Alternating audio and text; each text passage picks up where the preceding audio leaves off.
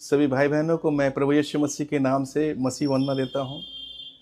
मेरा नाम पास्टर दिलीप मैसी है और मैं अपने पुराने जीवन में एक अघोरी तांत्रिक हुआ करता था और उसी के विषय में मैं आपको अपनी टेस्टमनी, अपनी गवाही के द्वारा बताना चाहता हूँ।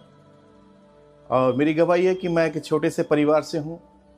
मेरे फादर साहब आर्मी में थे, वहाँ से रिटायर होने के बाद वो दिल्ली में आए और दिल्ली में उन्होंने एम्स में जॉब किया और वहाँ से भी वो रिटायर हुए। और मैं, क्योंकि उनकी इच्छा थी कि मैं एक फोर्स में जाऊँ, तो मेरी बचपन से तैयारी थी। मैं 8th क्लास में पढ़ता था तो मैंने नेहरू स्टेडियम ज्वाइन किया बॉक्सिंग सीखने के लिए। और मेरे पिताजी खुद एक अच्छे रेसलर थे, उनकी इच्छा थी कि मैं एक फोर्स में जाऊं और देश की सेवा कर पाऊं। लेकिन कुछ समय के पश्चात मुझे कुछ ऐसी बीमारी, कुछ ऐसा रोग ने पकड़ा कि वो बीमारी काफ़ी दिखाने पर भी उसका ट्रीटमेंट नहीं हो पा रहा था और मेरी हालत दिन पर दिन ख़राब होती जा रही थी। तब मेरे माताजी को, पिताजी को, क्योंकि वो बहुत सीधे थे, ग्रामीण क्षेत्र से आए हुए थे और उनको इतनी ज़्यादा जानकारी नहीं थी। किसी ने कहा कि आप लोग ओझा को दिखाओ, तांत्रिकों को दिखाओ। बहुतों को दिखाया पर कोई फ़ायदा न हुआ। अंत में एक अघोरी बाबा थे, तांत्रिक बाबा थे, उन्होंने कहा कि ये बच्चा एक तरह से ठीक हो सकता है कि आप इसको मेरे हवाले कर दें तो ये बच जाएगा और ये एक सिद्ध हो जाएगा और ये खुद भी एक अच्छा तांत्रिक हो जाएगा। मेरे माता पिता की इच्छा थी कि हमारा बच्चा बच जाए, ये बहुत बड़ी बात है क्योंकि ज़िंदा रहना ज़रूरी है।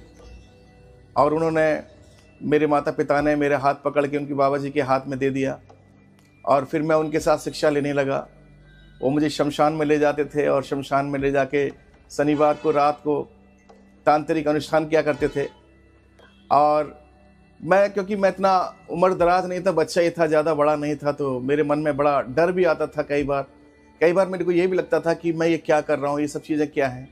क्योंकि धार्मिक प्रवृत्ति तो थी, ईश्वर की खोज तो थी कहीं ना कहीं, लेकिन मुझे ये नहीं मालूम था कि मैं जो ये कर रहा हूँ क्या ये सही कर रहा हूँ या गलत कर रहा हूँ। लेकिन ऐसे समय बीतता गया और काफ़ी सालों तक मैं उनके साथ रहा और मैं एक अच्छा बड़ा तांत्रिक बन गया। और उनके साथ मैंने काफ़ी वेद मंत्र को सीखा और मंत्रों का उच्चारण, घंटों में मंत्रों का उच्चारण कर लिया करता था। मैं रात को बैठ के मंत्रों को याद किया करता था और सुबह उसको मैं अपने हालेलुया रूटीन में लिया करता था। सुबह 4 बजे 5 बजे गंगा में, जमुना में मैं डुबकी लगाने वाला एक इंसान था। चाहे कितनी भी ठंड पड़ रही है लेकिन मैं जाता था वहाँ, क्योंकि मुझे कहीं ना कहीं ऐसा महसूस होता था कि मैं शायद ईश्वर की भक्ति कर रहा हूँ। ये एक आत्मिक विषय है, लेकिन सचमुच ऐसा मुझे कभी शांति मुझे इस चीज़ में मिली नहीं। और एक दिन ऐसा आया कि काफ़ी समय के बाद मैं अपने पिताजी के साथ एक रूम में बैठ के बात कर रहा था। तो हमारे घर में काफ़ी सारे एक फोटोग्राफ्स थे, कैलेंडर्स थे। उनमें मैंने देखा हमारे सभी देवी देवताओं के हाथ में बड़े बड़े हथियार हैं। और मैंने अपने पिताजी से कहा कि पिताजी, हमारे जितने भी देवी देवता भगवान है, सबके हाथों में एक एक वेपन है, हथियार है। क्या कोई ऐसा ईश्वर है जिसके हाथ में कोई हथियार नहीं है? तो थोड़ी देर उन्होंने सर्च किया, थोड़ा सोचा, सोच विचार के बाद उन्होंने कहा कि हाँ, ये बात तो सही है। कुछ सोचने के बाद उन्होंने कहा यीशु मसीह के हाथ में हथियार नहीं है। वो मेरे पिताजी से लास्ट टाइम बात थी, क्योंकि मैं अपने पिताजी से बहुत क्लोज था, तो मैं हर बात उनसे किया करता था। अंदर मेरे बड़ा द्वंद चल रहा था, क्योंकि मैं सुबह सुबह बड़ी कठिन साधना करना, बाबा के साथ रहना, तांत्रिक क्रियाएं करना, ये सब चीज़ें करता था। कई बार इंसानी खोपड़ी में शराब को भी वो परोसते थे और वो लेनी पड़ती थी। मुझे घृणा तो आती थी लेकिन वो मुझे लेनी पड़ती थी। और इस तरह से ज़िंदगी जा रही थी, लेकिन मन ऐसा छटपटाहट थी, मन में एक जगह खाली थी। कोई मन का एक जगह खाली है, मैं समझ नहीं पा रहा हूँ कि मैं कर क्या रहा हूँ और मैं क्यों कर रहा हूँ। और इस तरह से ज़िंदगी बढ़ रही थी आगे। जब मैंने लास्ट टाइम अपने पिताजी से बातें की तो मेरे मन में एक बात आई कि अगर ईश्वर को तो ताकत की आवश्यकता नहीं है, किसी हथियार की आवश्यकता नहीं है, वो खाली अगर हाथ भी कर देंगे तो काम हो जाएगा। कारण क्या है कि इनके हाथ में हथियार क्यों? तो ये मेरे मन को बड़ा बेचैन करने वाली एक बात थी। कुछ समय के पश्चात मैंने काफ़ी ग्रंथों का अध्ययन किया। मैं उन बातों को लाना नहीं चाहता, लेकिन मेरे मन में कन्फ्यूजन पैदा हुई ग्रंथों के द्वारा, क्योंकि हर ग्रंथ अपने आप को श्रेष्ठ बता रहा है कि मैं ही श्रेष्ठ हूँ। तो तो मैं बड़ा कंफ्यूज हो गया। अब मेरे मन में बड़ी बेचैनी बढ़ गई बहुत ज़्यादा। और मैं रात को जब छत पे सोता था तो मैं कई बार देखता था तारों को, आकाश को। मैं बोलता था, प्रभु एक एक दिन बीता जा रहा है, तू मुझे कब मिलेगा? मैं जो ये कर रहा हूँ इसमें मुझे संतुष्टि नहीं है। मेरे मन के अंदर ये क्यों बेचैनी है, क्या बेचैनी? प्रभु मैं तुझे जानना चाहता हूँ, मैं तुझे देखना चाहता हूँ, तू कैसा है, कैसा है तू प्रभु? तो ये निरंतर मेरे मन में चलता था। और एक समय ऐसा आया कि परमेश्वर ने मेरे मन की पुकार को सुना। कई बार हम एक हाइड एंड सीक खेलते थे। कई बार हम लोग छुप जाते हैं और छुपने के बाद मुझे वो खेल याद है कि अब बेटा और पिता हाइड एंड सीक खेल रहे हैं, पिता छुप गया और बेटा पिता को ढूंढ रहा है, पापा नहीं मिल रहे हैं। तो पापा को तरस आया, पापा खुद प्रकट हो गया, बेटा मैं यहाँ पर हूँ। ऐसे मैं भी अपने पिता को कहीं जंगल में, कहीं जमुना में, कहीं नदियों में, कहीं मंदिरों में ढूंढ रहा था। लेकिन एक दिन ऐसा है कि मेरा पिता मेरे सामने प्रकट हुआ। और हुआ क्या कि काफ़ी समय के बाद मेरी तीसरी बेटी महिमा का जन्म हुआ। और उस दिन उसके जन्म के दूसरे तीसरे दिन कुछ लोग, शिष्य लोग मेरे से मिलने के लिए आए और वो बोले कि आपको हमें तीर्थ कराना है, आपको जाना पड़ेगा। मैंने बोला मेरे घर में मेरी बेटी का जन्म हुआ है, अभी मैं नहीं जा सकता। लेकिन उन्होंने मुझे बड़ा फोर्स किया कि नहीं, आपको जाना ही पड़ेगा, क्योंकि आप हमारे गुरु हैं और आपने हमें इस रास्ते दिखाया है। तो इस तरह से मैंने उनकी बात को मान करके मैं उनके साथ चला।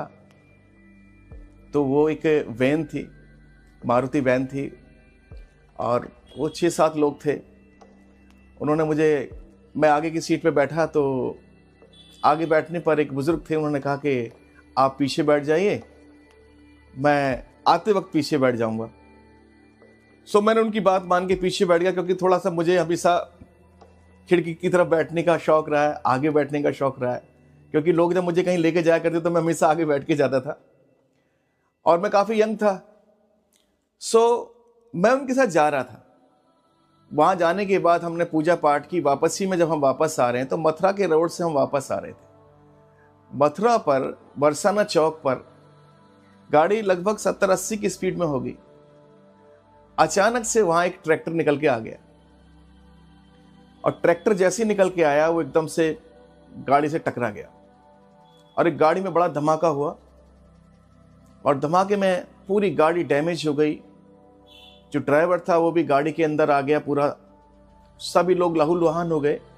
लेकिन मेरे बचने का कारण ये था कि मैं सीट के आगे नहीं बैठा, क्योंकि वो अंकल जी ने कहा पीछे बैठ जाइए। तो पीछे बैठने से मैं सेफ हो गया। लेकिन फिर भी मुझे लगा कि इतना बड़ा एक्सीडेंट हुआ है। मैंने अपनी पूरी बॉडी को चेक किया तो मेरे शरीर में कहीं पे भी चोट का, खरोंच का भी कोई निशान नहीं था। बाकी सभी लोग बहुत बुरी तरह घायल थे। वहाँ एम्बुलेंस आई और गांव के लोगों ने उस गाड़ी को तोड़ तोड़ करके, जो सरिया होते हैं, सब्बल होती है, उससे तोड़ तोड़ के गाड़ी को निकाला लोगों को, और एम्बुलेंस से हॉस्पिटल पहुंचाया। ये हाईवे के ऊपर हुआ सब कुछ।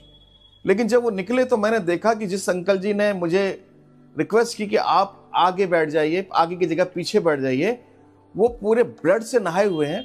और उन्होंने मेरे कंधे पे हाथ रख के मुझे बोला गुरुजी ये जो पूजा है ना, मंजूर नहीं हुई है, ये देवता नाराज हो गया है। मेरे मन में बड़ा खेद हो गया, बहुत दुख हुआ, और सच्चाई बता रहा हूं। मेरे मन में यह खेद हुआ कि ये कौन सा देवता, कैसा देवता है जिसके लिए हम इतने दूर जा रहे हैं और इतनी श्रद्धा लेके जा रहे हैं, इतनी भक्ति कर रहे हैं, उसके बावजूद भी क्या ये हमारी जान लेने के लिए है? और इस आदमी की कैसी अंधश्रद्धा है कि अपने लहू को, अपने खून को नहीं देख रहा, पूरा खून में सना हुआ है, पूरा चोटिल है, उसके बावजूद भी उसे देवता याद आ रहा है, उसे अपनी जान बचाने की याद नहीं आ रही है। मेरा मन दुख से भर गया, और मैंने तभी आसमान की तरफ मुंह करा और मैंने ऐसे करके बोला कि तू कौन है? अगर तू है तो मेरे सामने प्रकट हो और मुझे बता कि मैं हूं, वरना मैं ये समझूंगा कि हम एक अंधी दुनिया में जी रहे हैं, कोई ईश्वर नाम की चीज नहीं है, सब पाखंड है। क्योंकि मेरे मन में दुख था कि मैंने अपना पूरा बचपन, अपना एजुकेशन का समय सब इस व्यर्थ की पूजा पाठ में, इस व्यर्थ की साधना में लगाया, और उसका हासिल मुझे कुछ नहीं हुआ।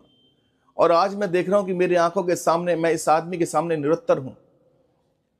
मेरे मन में बड़ा एक दुख आया और मैंने बोला अगर तू है तो मुझे बता तू कौन है, वरना मैं सोचूंगा हम एक अंधी दुनिया में जी रहे हैं और जैसे और लोग जी रहे हैं हम भी ऐसे जी लेंगे, जैसे और लोग खा रहे हैं पी रहे हैं ऐश कर रहे हैं हम भी ऐसे जी लेंगे।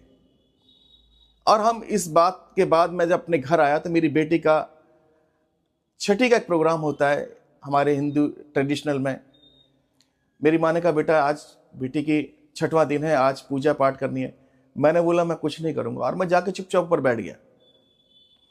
मेरी माँ बोली कि ऐसा तो कभी हुआ नहीं, क्या बात हो गई? मैंने बोला माँ आज के बाद मैं कोई पूजा पाठ नहीं करूंगा। मेरा मन एकदम विरक्त हो गया, मेरा मन दुख से भर गया। मुझे ऐसे लगा जैसे मैं किसी हवा को पकड़ रहा हूं लेकिन अभी तक वो मेरे सामने आया नहीं है कोई, और मैं टूट गया बिल्कुल से। ईश्वर है या नहीं, दो बातें मेरे मन में चल रही हैं कि मैंने अपना पूरा बचपन अपनी पूरी जवानी को मैंने यहाँ पे मैंने वेस्ट कर दिया, यहाँ पे मैंने वेस्ट किया और मुझे अभी तक मिला ही नहीं है। उसके कुछ समय के बाद हमने एक नया घर लिया संगम विहार में और मेरे माता पिता वहाँ शिफ्ट होने जा रहे हैं और मेरा बेटा था छोटा सा, उसका मैंने स्कूल में एडमिशन करा दिया था इसलिए मैं तो शिफ्ट नहीं हो पाया। लेकिन मेरे माता पिता मुझे यहाँ छोड़ करके दूसरी जगह चले गए शिफ्ट में अपने मकान में। और एक हफ्ते के बाद ही मेरी माँ को अस्थमा का अटैक आ गया और जब उनको अस्थमा का अटैक आया तो उनकी कंडीशन बहुत सीरियस हो गई, बचने की कोई हालत नहीं थी। मेरे पिताजी को भी प्रोस्टेट की प्रॉब्लम थी, काफ़ी बुजुर्ग थे और मेरी मम्मी पापा का आपस में बहुत ज़्यादा मेल मिला, बहुत प्रेम था, एक दूसरे के बगैर रहते नहीं थे वो लोग। खाना साथ में, पीना साथ में, सब कुछ साथ में। तो हमारे मन में ये डर था कि अगर हमारी माँ को कुछ हो गया तो हमारे पिताजी भी सहन नहीं कर पाएंगे, तो हम तो अनाथ हो जाएंगे। मेरी दो बहनें, अभी इनकी शादी नहीं हुई है और एक मन में बड़ा दुख और डर। जब मैं हॉस्पिटल में गया तो मैंने देखा वो मशीन लगा रखी है मुंह पर ऑक्सीजन की। डॉक्टर ने बोला कि इनके शरीर में कार्बन डाइऑक्साइड बहुत ज़्यादा बढ़ गया है, ये अपने आप सांस नहीं ले पा रही हैं और हम जितना भी हम मेडिसिन दे सकते हैं दे दिया है। और उनका जो ऑक्सीजन लेवल था वो निरंतर नीचे गिरता जा रहा था। और मेरे मन में बहुत दुख था। फिर मेरे मन में एक इच्छा आई कि जो मैंने काला जादू सीखा है, जो मैंने तांत्रिक क्रिया की हैं, क्या मैं दोबारा ट्राई कर लूं? मैंने दोबारा ट्राई किया, मैंने सब कुछ किया, गिड़गिड़ाया, कुछ नहीं हुआ। और लास्ट में मेरा मन इतना टूट गया और मैंने कहा अब हमारी कौन सुनेगा। मैं बड़े ही दुख से आह भर के, और मैं ऐसे चेयर पे बैठा हुआ था, मम्मी का बेड था, मैं उनके पाँव के पास बैठा था प्लास्टिक की चेयर में एम्स के अंदर। और तब मेरे मन में एक दुख आया, मैंने बोला अब हमारी कौन सुनेगा, अब किसे पुकारें? अब तो सबको पुकार के देख लिया, अब किसे पुकारें? क्योंकि मुझे एक बात बहुत अच्छी लगती है जब परमेश्वर यूहन्ना की पुस्तक में लिखते हैं कि ये रोग और ये बीमारी मृत्यु की नहीं परंतु परमेश्वर की अनंत महिमा को देखने की, और हमारे जीवन में परमेश्वर की अनंत महिमा प्रकट होने जा रही थी। हमारे दुख को परमेश्वर सुख में बदलने जा रहे थे, हमारी खोज को परमेश्वर पूरा करने जा रहे थे। और तभी मैं दुख से भर के मैंने सर को नीचे किया, मैंने कहा अब हमारी कौन सुनेगा। तो मैं बड़े आज से दुख से जैसे मैंने नीचे आंखें बंद की और मैंने ऐसे किया, तभी मेरे सामने एक वाइट कलर का एक बैनर आया और वो मेरे ख्याल से 2-1 सेकंड की बात है, वो सिर्फ एक छवि थी और उस पर रेड कलर में लिखा आया यीशु चंगाई देता है। और जब मैंने ये देखा तो मेरा दिल धड़कने लगा। मैंने कहा ये मैंने क्या देखा है, ये क्या है? मुझे नहीं पता था कि मैंने चैलेंज किया खुदा को, लेकिन खुदा ने मुझे दिखाया और मेरे मन में आ गया कि ये कुछ तो है, ये संजोग तो नहीं है। तो मैंने मुझे पास्टर के बारे में कुछ पता नहीं था, पास्टर क्या होता है, ये सब चीज़ें क्या है मुझे मालूम नहीं, क्योंकि मैं तो एक विरोधी व्यक्ति था। मुझे तो केवल एक धर्म दिखाई देता था, मैं लोगों की हंसी उड़ाने वाला व्यक्ति था, क्योंकि मुझे बड़ा घमंड था। मैंने धर्म शास्त्रों का अध्ययन किया है, मैंने इस शास्त्र का अध्ययन किया, उस शास्त्र का अध्ययन किया है। मेरे अंदर एक अहम था, मैं कहता था ये हमारे देश के अंदर हमारी शक्ति को कमज़ोर करने के लिए आए, लेकिन मुझे नहीं पता कि ये जीवन का एक रास्ता है। परमेश्वर धर्म नहीं, मन को बदलता है, जिंदगी को बदलता है। और उस समय मैंने जब देखा तो मैंने अपने मन में सोचा कि किससे कांटेक्ट किया जाए। तो आर.के. पुरम के अंदर मेरी एक मौसी रहती हैं, उनके पड़ोस में कुछ लोग रहते हैं जो चर्च जाते हैं। मैंने अपने छोटे भाई को कहा कि तुम जाके कॉल करके उनसे पता करो कि अगर कोई हमारी माँ के लिए दुआ करे, प्रार्थना करे तो शायद ठीक हो जाए। वहां उन्होंने कॉल लगाया, किसी का कॉल नहीं मिला, किसी से कोई बात नहीं हो पाई। मेरे ब्रदर का दोबारा कॉल आया, भैया किसी से बात नहीं हो पा रही है, कोई भी नहीं मिल रहा है। लास्ट में मेरे मन के अंदर बड़ा दुख आया। मैंने देखा कि वो जो ग्राफ है उसका ऑक्सीजन लेवल नीचे, बिल्कुल नीचे 40 पे आ गया। 30 पे आने के बाद ब्रेन डैमेज हो जाता है और फिर कुछ नहीं होता उसमें। मैं रोने लगा और मैंने बोला, अगर आप ही भगवान हो, आप ही ईश्वर हो, तो मेरी मां को बचा दो। और मैं ऐसे गिड़गिड़ा गिड़गिड़ा के, मुझे प्रार्थना करनी तो आती नहीं थी, लेकिन मैंने बोला कि प्रभु अगर आप ही हो तो मेरी मां को आप चंगा कर सकते हो तो आप कर दो। मैं जान लूंगा कि आप ही परमेश्वर हो, मैं जान लूंगा कि आप ही सुनने वाले परमेश्वर हो। मैंने सबको पुकार लिया, प्रभु आप मुझे बताइए अगर आप ही हो तो। क्योंकि ये जो मैंने देखा है ये संजोग नहीं है, ये कोई कहानी नहीं है, ये कोई ऐसा कोई रिफ्लेक्शन नहीं है किसी चीज का कि मेरे सामने आगे कोई लाइट और ऐसी। ये मेरी आंखों देखी गवाही है, ये मेरी जिंदगी की पर्सनल एक्सपीरियंस है। मैं कभी बदलने वाला इंसान नहीं था, लेकिन जैसे ही मैंने आंखें बंद करके दुआ करना स्टार्ट किया, लास्ट कॉर्नर में वो बेड था मेरी मम्मी का, और 2 बहनों की वहां एंट्री होती है। एक का नाम था प्रसन्ना, एक का नाम था मैरी कुट्टी। वो दोनों बहनें अंदर आती हैं और मैं लास्ट में, मेरा सर अभी नीचे झुका हुआ है, मैंने सर ऊपर भी नहीं उठाया। और वो बहन किसी बेड पे नहीं गई, किसी व्यक्ति के पास नहीं गई, डायरेक्ट मेरे पास आई और मुझे छूकर बोला, भैया ये प्रभु यीशु मसीह का संदेश है, हालेलुया। और जैसे ही उन्होंने मुझे छुआ, मुझे अनुभव आज तक ऐसा कभी जिंदगी में हुआ नहीं। मुझे ऐसे लगा जैसे मैं हवा में खड़ा हो गया हूँ और मेरी आंखों से आंसू बह रहे थे और मैं रोया जा रहा था लगातार। मुझे मालूम नहीं मेरे आंखों में आंसू क्यों निकल रहे हैं। मैं इतना गदगद हो गया कि जिस परमेश्वर को मैं अभी पुकार रहा हूं, उसने 2 मैसेंजर को भेज दिया। ये संदेश, ये बात पक्की हो गई, क्योंकि जब मैंने बाइबल स्टडी किया मुझे पता लगा 2 व्यक्तियों की गवाही से बात पूरी हो जाती है। परमेश्वर ने 2 लोगों को वहां भेजा और मेरे अंदर से एक आवाज जो मैंने अपने कानों से अंतर मन की सुनी, मेरे विवेक के अंदर परमेश्वर ने आवाज दी, बोला अब कुछ नहीं होगा, अब ठीक हो जाएगी। हालत वही है, लेकिन मन में क्या हो गया, शांति भर गई।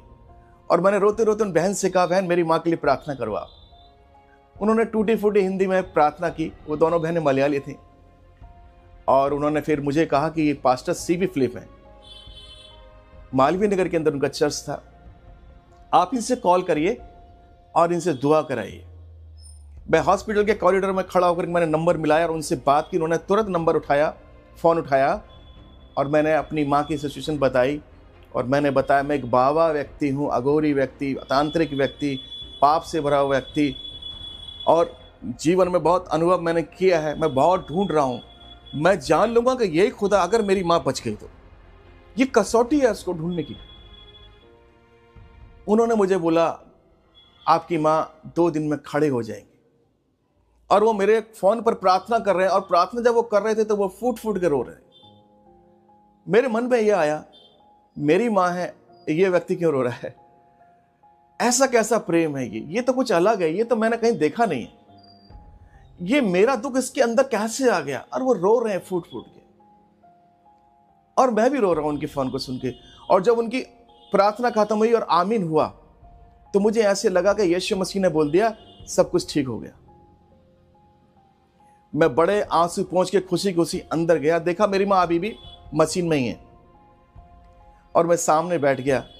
थोड़ी देर तक मैं बैठा देखता रहा। उसके बाद मैंने क्या देखा कि ऑक्सीजन लेवल अचानक बढ़ा, 40 से वो 50 हो गया, थोड़ी देर के बाद फिर 60 हो गया।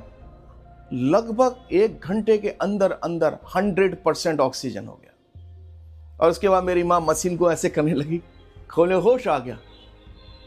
मैं भाग के डॉक्टर के पास गया। मैंने, डॉक्टर साहब आप देखिए जाके फटाफट से। वो डॉक्टर हैरान हो गया, मुझे पता है, अरे ये तो ठीक हो गया माता जी तो ठीक हो गया।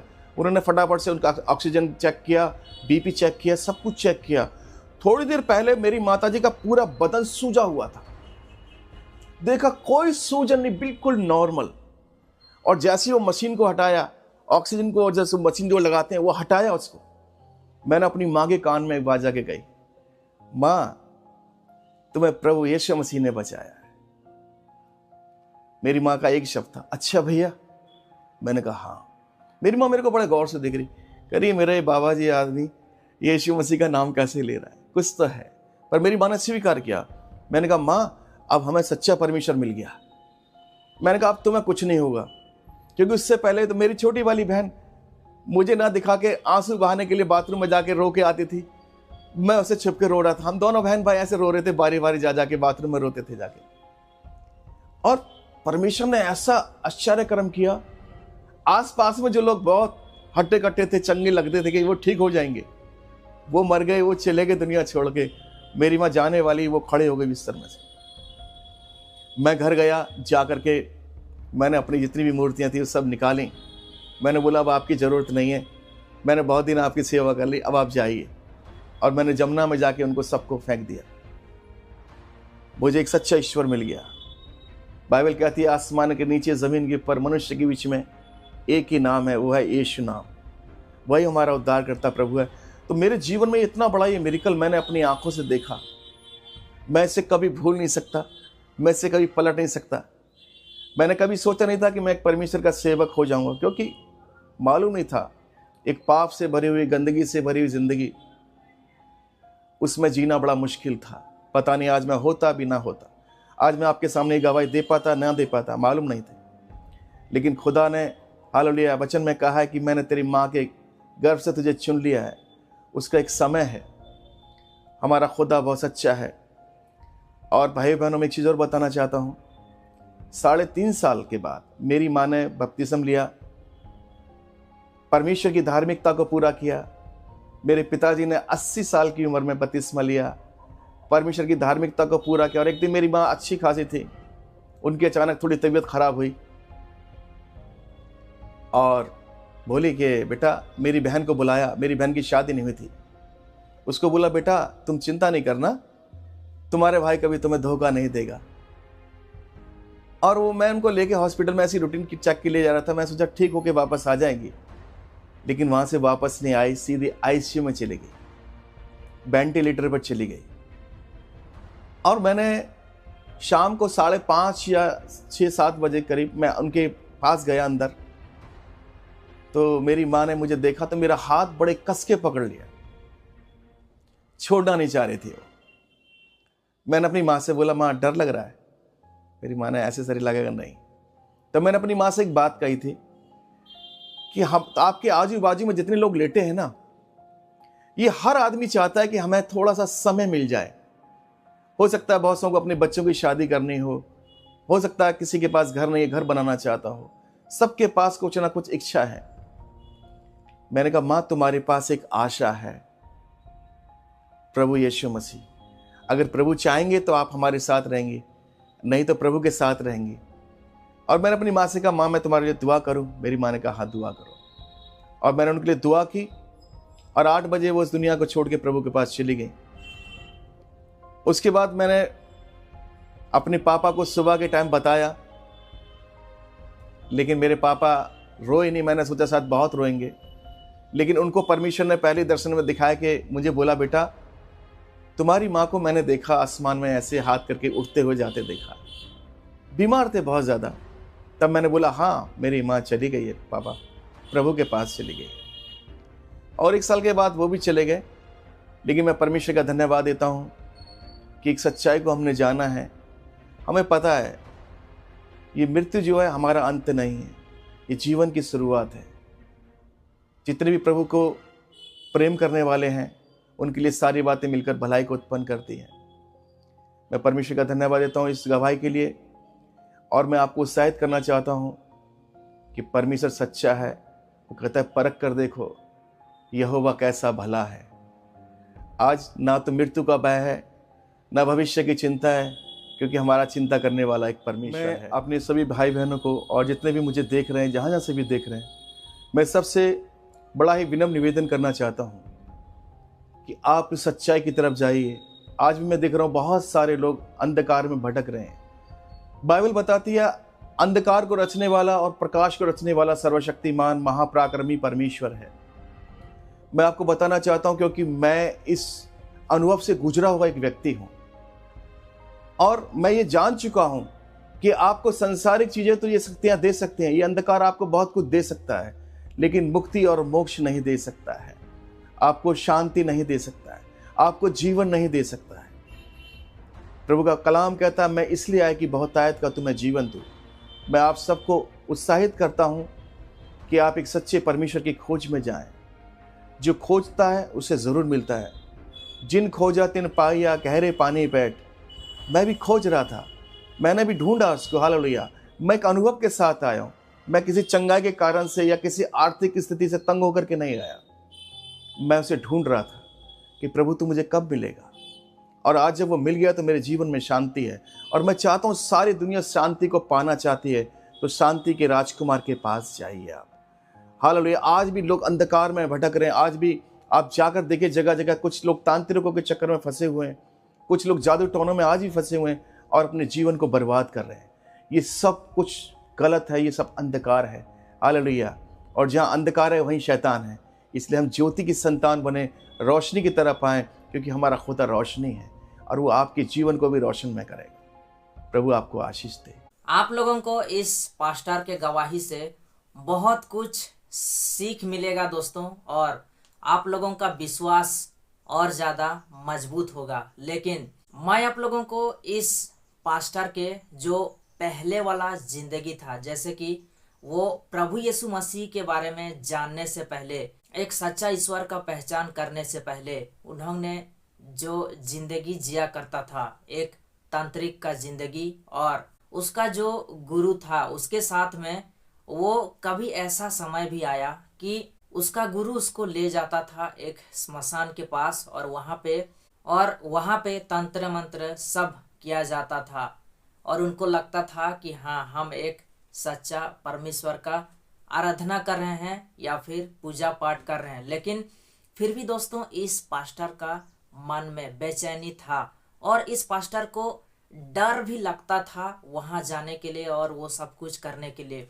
लेकिन मजबूरी था इसलिए वो जाता था। और इसके साथ में कभी ऐसा समय भी आया कि इंसान का खोपड़ी में शराब परोसा जाता था, उसको लेना पड़ता था। मैं कभी कभी किसी इंटरव्यू में ये भी देखा हूँ दोस्तों कि जो तांत्रिक होते हैं वे जब उनका गवाही देते हैं तो ये भी कहते हैं कि उनका दिन का शुरुआत तब तक नहीं होता जब तक वे उनका शरीर से थोड़ा बहुत रक्त नहीं बहाते, एक बलिदान के स्वरूप में थोड़ा बहुत रक्त नहीं बहाते, तब तक उनका दिन का शुरुआत नहीं हो जाता। और उसके बाद में ही जब उनका शरीर से थोड़ा बहुत रक्त बहाते हैं फिर उनको लगता है कि हाँ अभी हमको प्रचुर आशीष मिलेगा और हमारा दिन शुभ होगा। लेकिन सच बात तो ये है दोस्तों कि किसी नर का बलि नहीं बल्कि पशु बलि का व्यवस्था बहुत पहले था। जब परमेश्वर ने, जब कोई व्यक्ति गुनाह दोष या फिर पाप करता था, उसको पाप से मुक्ति पाना होता था, तो उस समय उसको एक पशु बलि के तौर पर उसका रक्त को बहाना पड़ता था, तभी जाके उसको पाप से मुक्ति मिलता था। लेकिन धीरे धीरे परमेश्वर ने कहा नहीं, ये बिल्कुल अच्छा नहीं है। कितना दिन तक आप एक पशु, एक निरीह पशु का रक्त बहाओगे? और परमेश्वर ने कहा बिल्कुल नहीं, ये अच्छा नहीं है। और उसके बाद में दोस्तों परमेश्वर स्वयं एक शरीर धारण करके यीशु मसीह के रूप में इस संसार में आया और हम लोगों के लिए अपना शरीर का बलिदान दे दिया। वही बलिदान हम लोगों का मुक्ति के लिए काफ़ी है दोस्तों। लेकिन हम लोगों को पहचानना है सच्चा ईश्वर को और हमें प्रभु यीशु मसीह के बारे में जानना है, उनको स्वीकार करना है एक उद्धारकर्ता के रूप में और उनका वचन, उनका शिक्षा के अनुसार चलना है।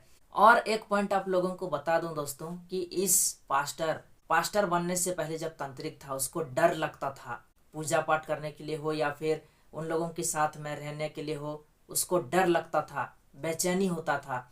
लेकिन जो व्यक्ति सच्चा परमेश्वर का खोज करेगा, जो व्यक्ति सच्चा परमेश्वर का आराधना स्तुति करेगा, जो व्यक्ति सच्चा परमेश्वर का पूजा पाठ करेगा, उसके लिए डर इस बात का नहीं कि वो एक सच्चे परमेश्वर का आराधना कर रहा है, लेकिन डर उस व्यक्ति को लगेगा जो उसके सामने गुनाह करता है, दोष करता है, पाप करता है, उसको सच्चा परमेश्वर से डर होता है। और जो व्यक्ति सच में परमेश्वर का स्तुति आराधना दिल से करता है, उसका वचन शिक्षा के अनुसार चलता है, उसको डर कभी नहीं है, क्योंकि परमेश्वर जो है वो डराने वाला परमेश्वर नहीं है, या फिर किसी को कुछ हानि नुकसान पहुंचाने वाला परमेश्वर नहीं है। वो हमेशा हमारा आगे पीछे रहता है ताकि हमें वो रक्षा कर सके, और हमें किसी बात का, किसी चीज का डर भय भी नहीं है दोस्तों। वही लोग डरते हैं जो लोग गुनाह, दोष और पाप करते हैं, और उन्हीं लोगों को ही परमेश्वर दंड देता है दोस्तों। मैं चाहता हूं कि आप लोग इस वीडियो को ज़्यादा से ज़्यादा लोगों तक शेयर करें, ताकि इस पास्टर का गवाही से और बहुत सारे लोगों को आशीष मिले और उनका जीवन बदले दोस्तों। मिलते हैं हम लोग नेक्स्ट वीडियो में। आप सभी को फिर से एक बार जय यीशु, धन्यवाद।